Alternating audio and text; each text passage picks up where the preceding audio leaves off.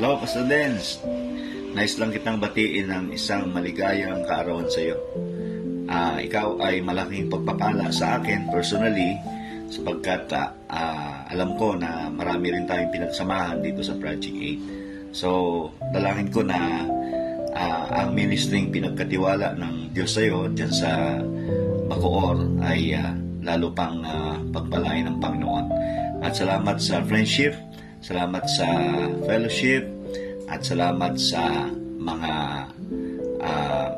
experiences, no, during the time na tayo ay magkakasama dito sa Project 8. So, dalangin ko na lalo ka pang pagpalain ng Diyos at marami pang matulungan ng mga mananampalataya, lalo na po dyan sa Bacoor. So, maraming salamat.